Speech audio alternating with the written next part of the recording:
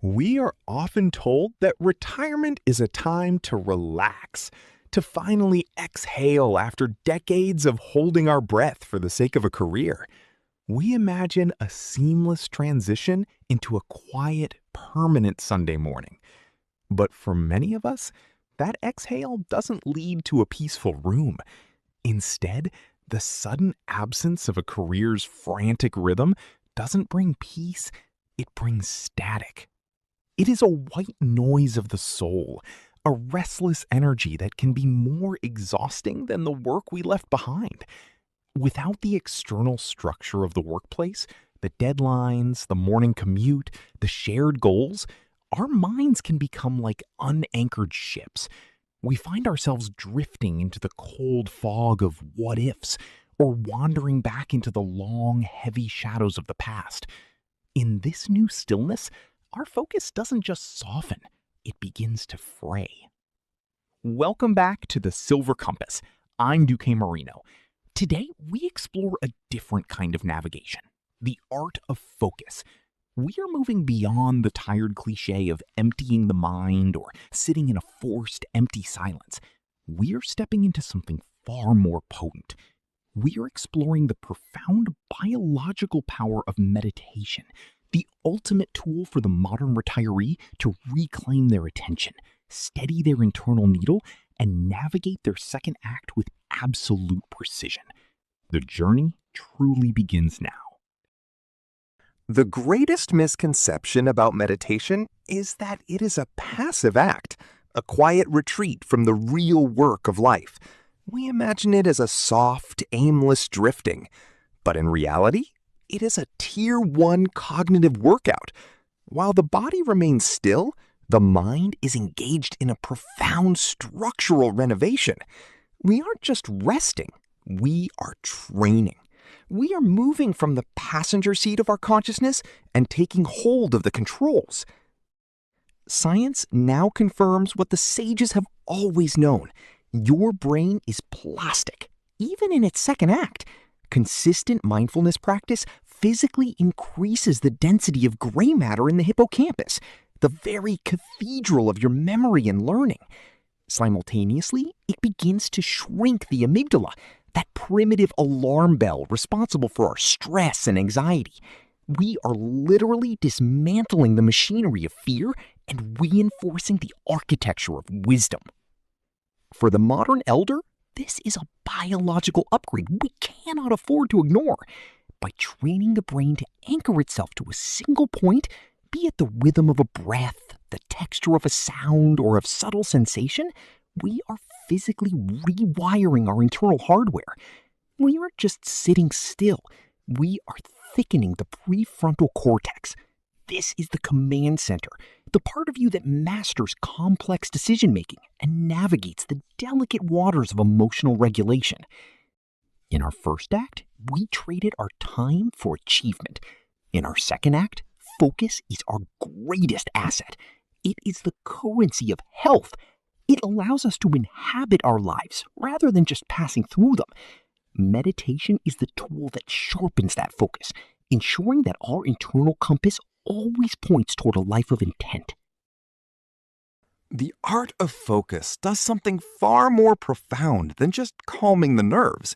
It allows us to fundamentally change our relationship with time itself.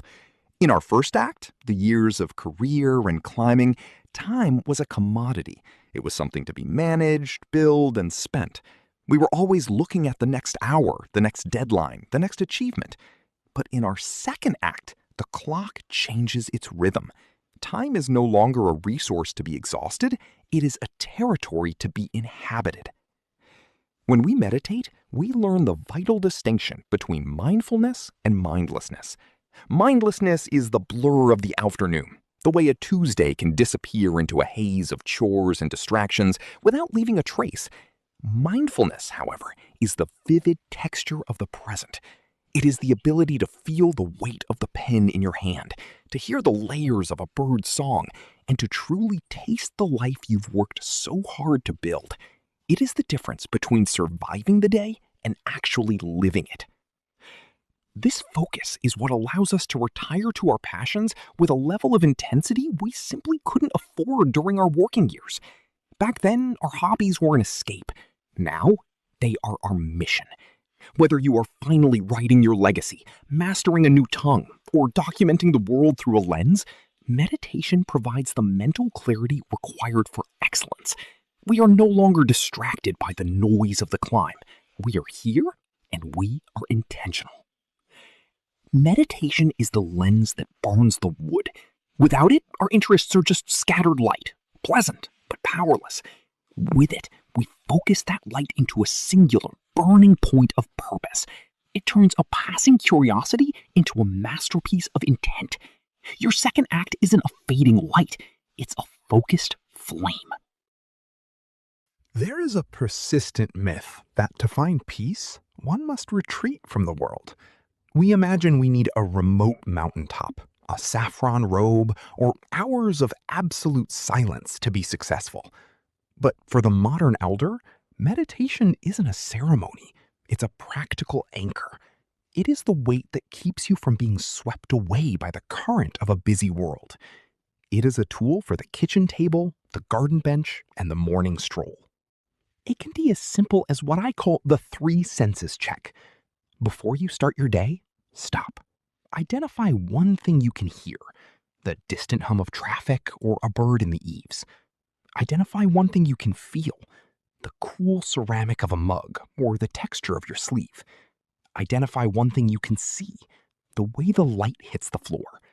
This 60-second ritual, or a simple 5-minute breath count, is how you prime your internal compass for the hours ahead.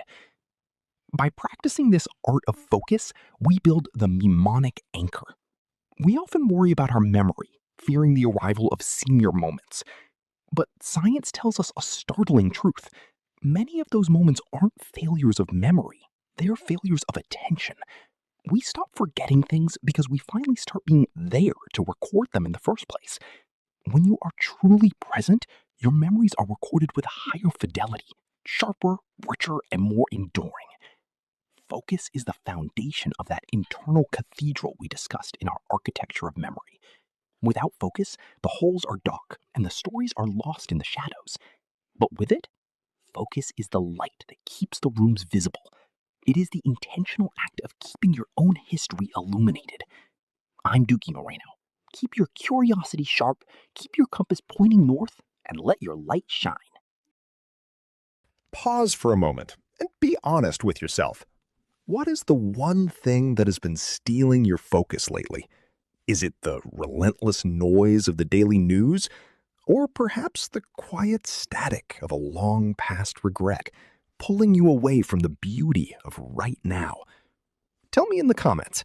Let's share our obstacles and practice the art of returning to the center together.